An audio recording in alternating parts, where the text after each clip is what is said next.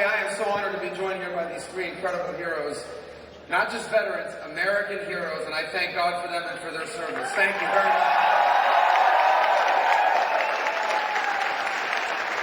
I want to thank all of you for being here. It always comes down to Florida. And it will again.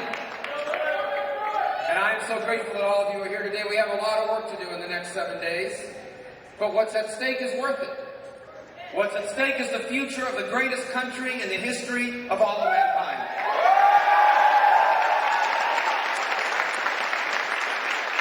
And it's a country right now that's headed in the wrong direction. It's headed in the wrong direction because we have a president that ignores the Constitution. It's headed in the wrong direction because we have a president that has abandoned the free enterprise economy that made us the most prosperous people in the history of the world.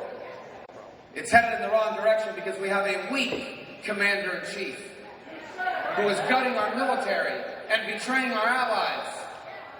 This cannot continue. If the next 4 years are anything like the last 8 years, we are going to have to explain to our children why they are the first Americans ever to inherit a diminished country from their parents. Here's the good news. In 2016, we have a choice. We have a chance to choose a different direction. And it begins by voting for me to become the next president of the United States.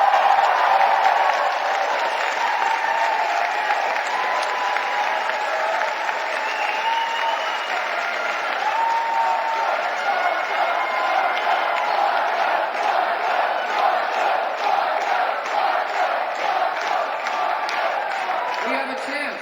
If you elect me president for the first time in 8 years, you will have a president that follows the Constitution of the United States of America.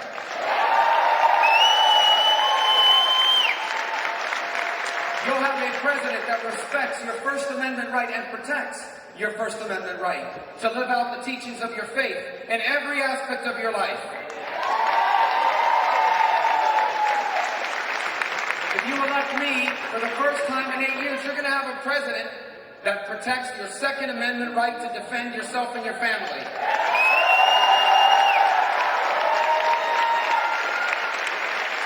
You're going to have a president for the first time in 8 years that believes that the federal government is supposed to be a limited government.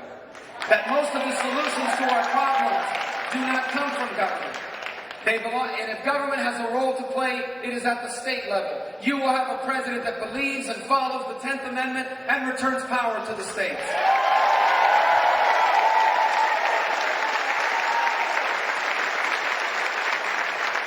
From my first day in office, you will see that we have a president that follows the Constitution.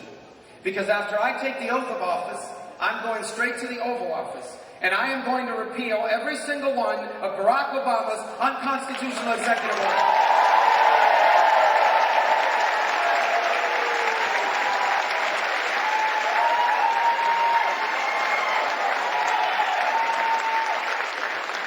For the first time in 8 years, you'll have a president that believes in free enterprise. Free enterprise works. You know why I know that? It isn't because I inherited millions of dollars. I did not.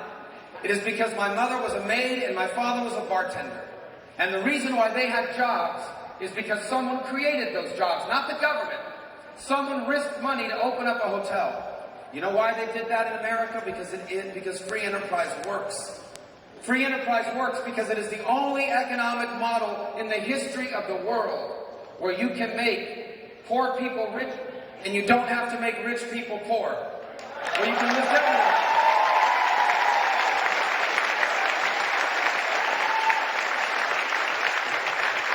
And that's why, unlike some of the other people running, I have real ideas about how to deal with this.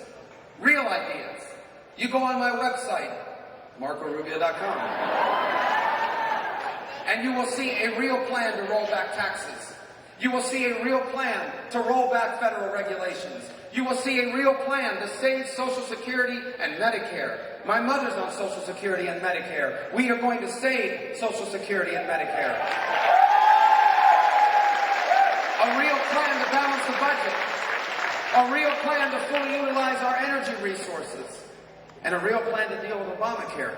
Everyone running for president says they're against Obamacare. I'm the only one that's ever done anything about it. I led the effort to get rid of the Obamacare bailout fund, and we were successful. When I'm president, we're getting rid of the rest of it. We are going to repeal and replace Obamacare.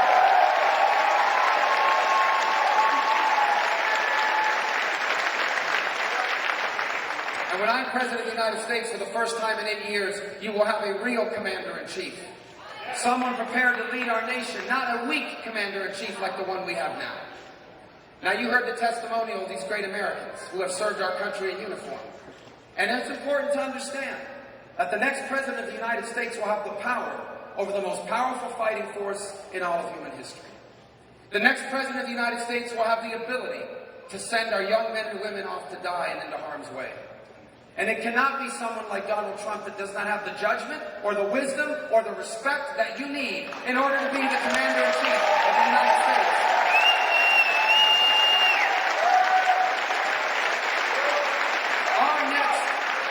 Our next commander-in-chief cannot be someone who thinks the nuclear triad is a rock band. And it cannot be someone weak like the one we have now, because the world is too dangerous. You have a sociopath lunatic in North Korea with nuclear weapons. The Chinese are taking over the South China Sea, the most rapid military buildup in the history of the world. You have Russia under Vladimir Putin sowing instability in Europe and in the Middle East. You have Iran, they're going to get $100 billion of sanctions relief, which they are going to use to buy or build a nuclear weapon of their own. And you have radical Islamic jihadists spreading all over the world. ISIS has affiliates in over a dozen countries. This is a risk that requires more than just tough talk. You need someone that understands these issues and have real ideas about how to solve them, and I do. Because in the face of all of this danger, we have a president that is gutting the United States military. For the first time, let me tell you, our army is about to be smaller than it's been since the end of the Second World War. Our Navy is as small as it's been in 100 years. The Air Force will soon be at its smallest size in history. The average airplane in the U.S. Air Force is 27 years old. That means the pilots are younger than the planes. This cannot continue. Defense spending, these defense cuts, they are reckless. They are unnecessary. Defense spending is not the cause of our debt. And these defense cuts are unfair to our men and women who service in uniform. It's unfair to them.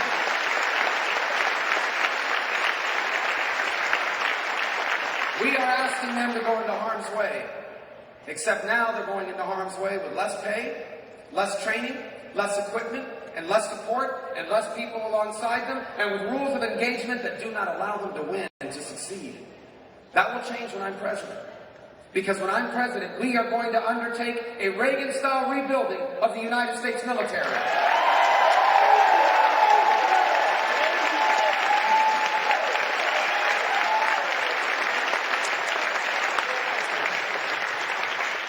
Today, the news that more detainees, more terrorists are being released from Guantanamo. Barack Obama is conducting a fake war on terror. Now listen, I don't like war. We don't want war. We want peace. But peace requires us sometimes to go to war with the enemies of peace. ISIS is an enemy of peace. And they must be defeated. You can't negotiate with ISIS. They don't have ambassadors. They don't have an embassy. They don't have a diplomatic corps. They have killers. When I'm president, we're going to have a real war on terror. The best intelligence agencies in the world will find them. Our rebuilt military, made up of the finest men and women in the world, will destroy them.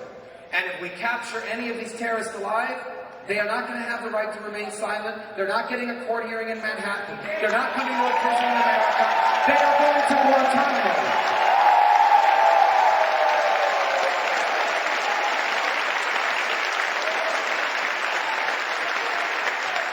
When I'm president of the United States, we are going to be good to our allies. Perhaps no ally has been more betrayed by this president than the state of Israel.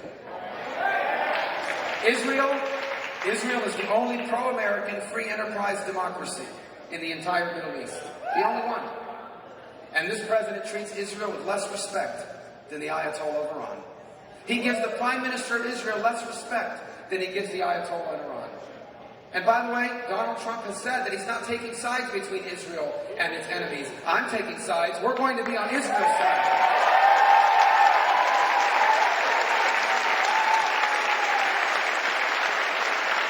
And the world is going to know this on my first day in office.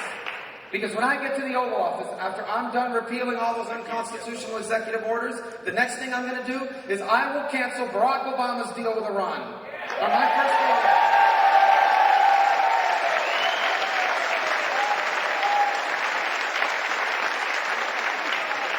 And by the way, we're going to take care of our veterans again. We're not taking care of our veterans now.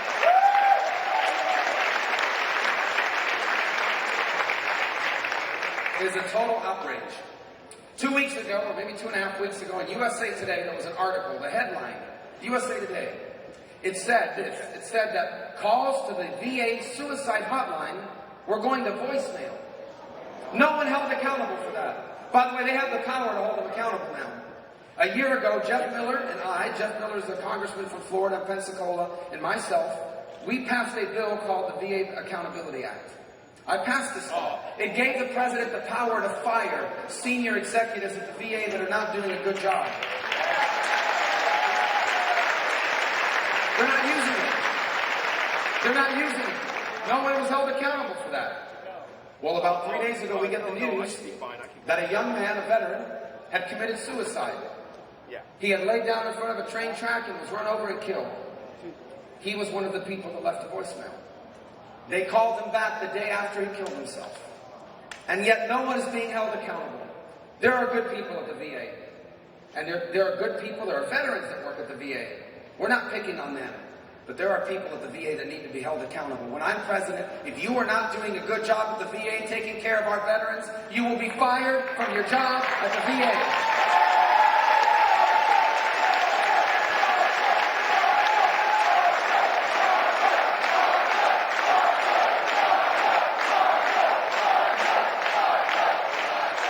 By the way, when I'm President of the United States, our veterans, if you're happy at the VA, you can keep going to the VA.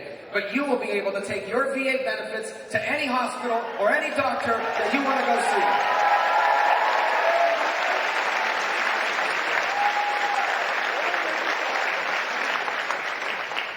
Let me make one more point, because many of our veterans do not stop serving when they come home. Each of the gentlemen you've heard from today continue to serve our country in different roles and functions. Others come home and they serve us in our police departments. You go to any police department in America, there will be veterans there working. Same in the fire departments and the EMTs, our first responders. Well, a few days ago, I was in Virginia, and the news that night was about 3 police officers that had been shot, and one of them died. She was a Marine reservist on her first day on the job as a police officer. And so I just wanted to take this moment to thank our firefighters and our police officers for everything they do for us.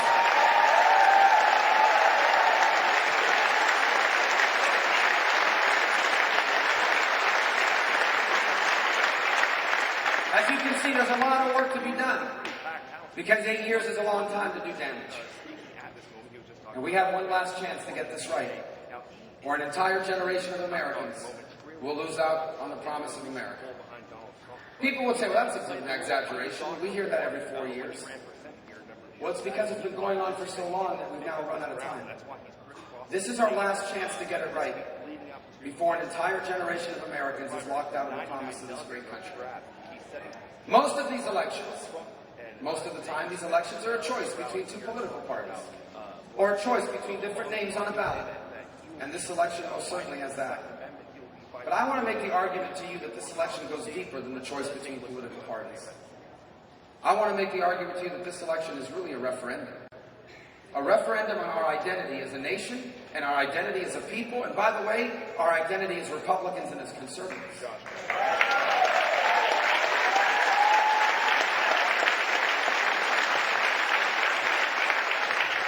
First of all, what does it mean to be a conservative? Is conservatism how loud you scream, or how many bad words you say, or how many people you insult, or how angry you are? Or is conservatism a set of principles backed up by real ideas?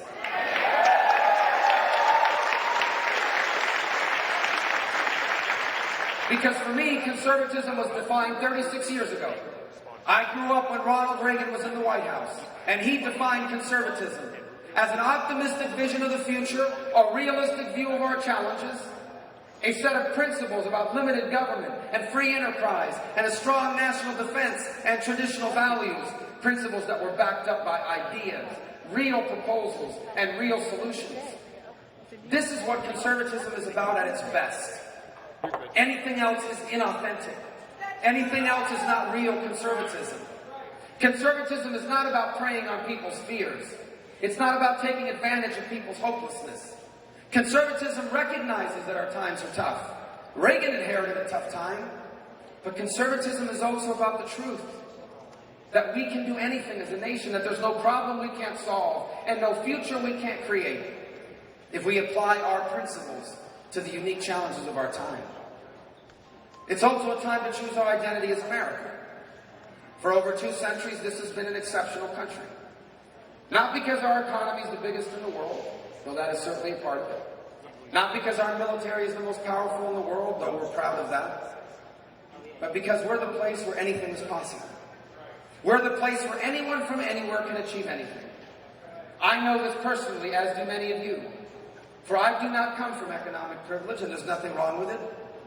My parents weren't born in this country. They came here in 1956 with nothing. The first words my father learned in English were, "I'm looking for a job." And they struggled. And life was hard. And in their first years here, they had real doubts about whether they had made the right choice. But they persevered. This young couple with no education, no money, no connections, they persevered. In less than 10 years, working as a bartender on Miami Beach, my father was able to buy a home for his family. As decades would go on, he was able to raise that family. He was able to retire with dignity. And most important of all, he was able to leave. They were able to leave all 4 of their children better off than themselves.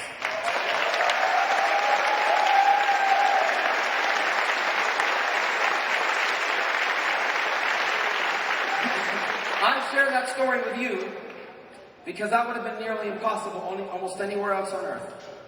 If my parents had gone to almost any other country on this planet, or stayed where they were born, I most certainly would not be standing on a stage today running for the highest office in the land. And I would most certainly not be able to have a life better than theirs. I share this story with you because it's not just my story. It's our story. For in America,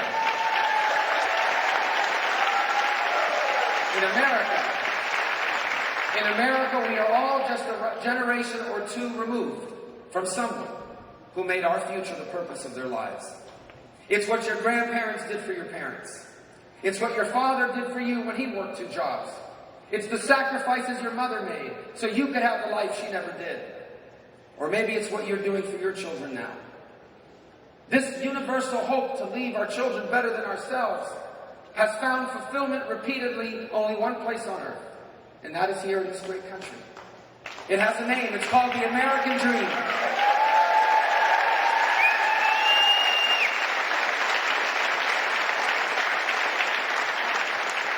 The American dream isn't dead, but it's in a lot of trouble.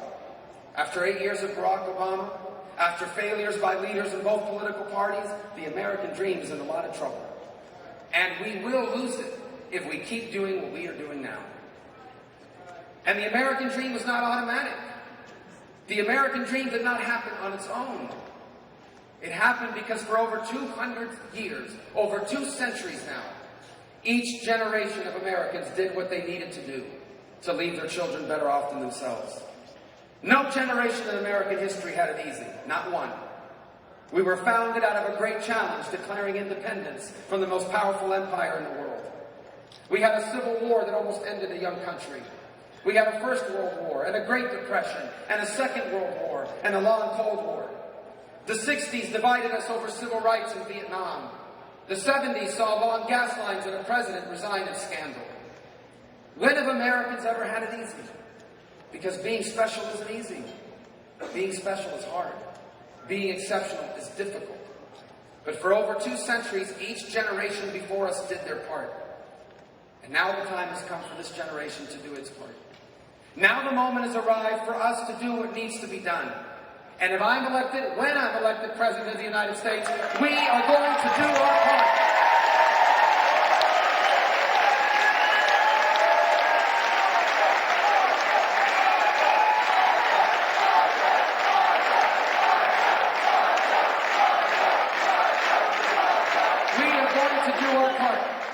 We are going to do our part. And I want you to know, I know the times are tough. I know that they're difficult. I know that people are struggling. I know the jobs that once sustained us are hanging on at best. Some have been replaced by machines. Too many have gone to other countries. I know that young Americans face student loan debt unlike ever before. I know they graduate from college with a degree that doesn't lead to a job. We have real challenges before us. And yet I know that for us anything is possible. My grandfather was a huge influence on my life.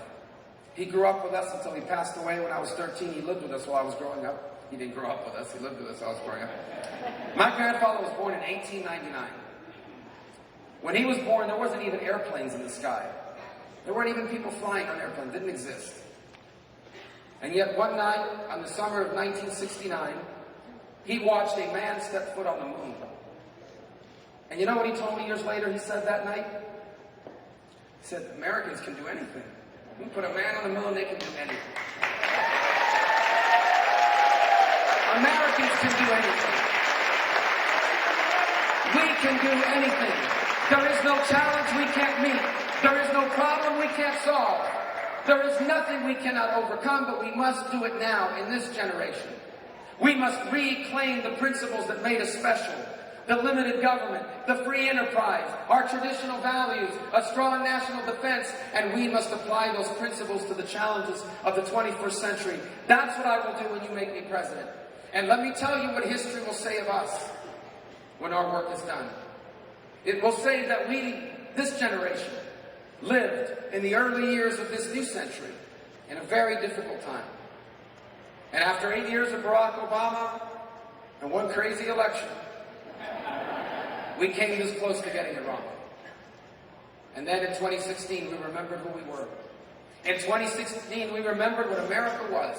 And we did what needed to be done. We solved our problems. We confronted our challenges. We embraced our opportunities. And when our work was done, history will say that we left our children as the freest and the most prosperous Americans that have ever lived.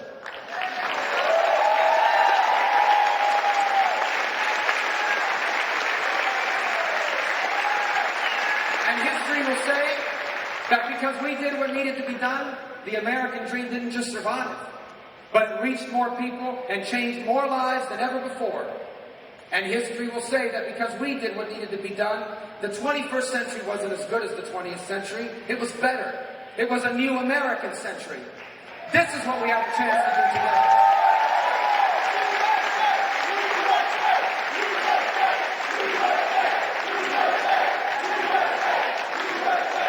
This is what we have a chance to do together.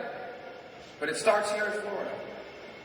I've been here before, in this moment, at this time.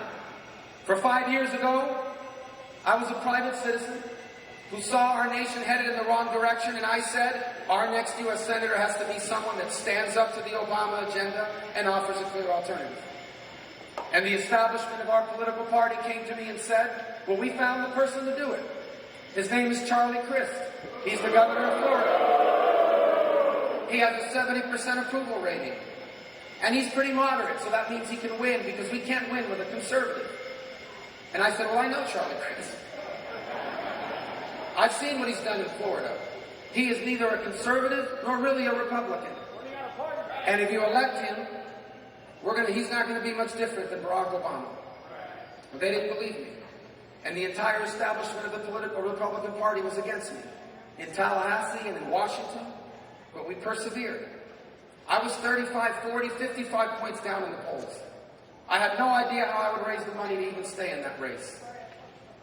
Most of the people that thought I could win all lived in my home. And 4 of them were under the age of 10.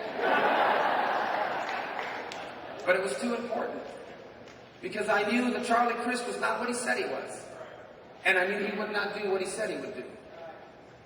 Well, history repeats itself. For before that race was even over, Charlie Crist became an independent. and then a Democrat. He's now a vegetarian. He keeps changing.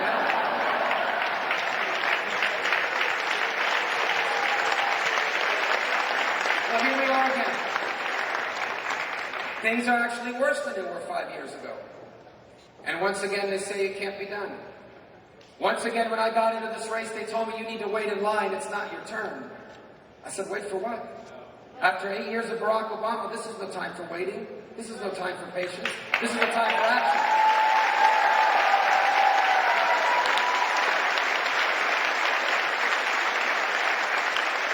Once again, I face an opponent that's ahead in the polls, according to the polls, who is not who he says he is, who will not do what he says he's going to do, who in fact is not a Republican and has never voted in a Republican primary, and who, by the way, was one of the largest campaign contributors and supporters of Mr. Charlie Crist when I ran against him.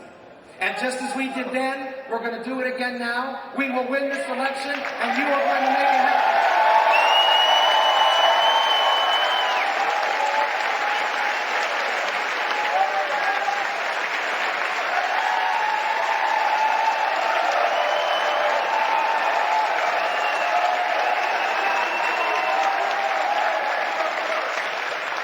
The press likes to say you're an underdog. I said I've always been an underdog.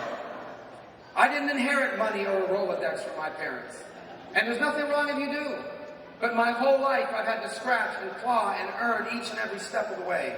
And we'll do it again because America's worth it. We will work as long and as hard as it takes to ensure not just that I'm the next president of the United States, but that we solve the problems before us so that our children can inherit what they deserve, the greatest nation in the world.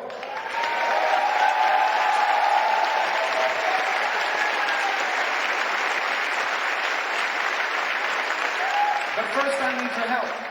If you haven't voted already, go vote. The polls are open now. Go vote so you can spend the next 6 days getting other people to vote. Every vote will count. My friends, the Democrats don't want me to be the nominee. They know I'm the only one left in this race that can unite this party. They know I'm the only one left in this race that can grow this party. They know that if I'm our nominee, I will beat Hillary Clinton. Every poll says it. Every poll says it.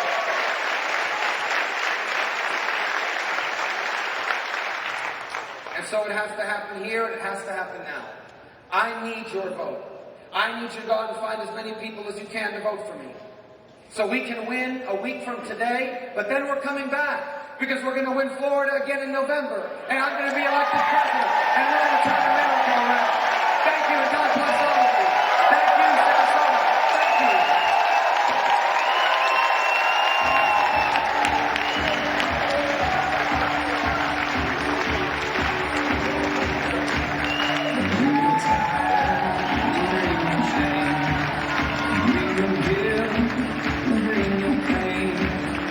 Don't you know that's not your name?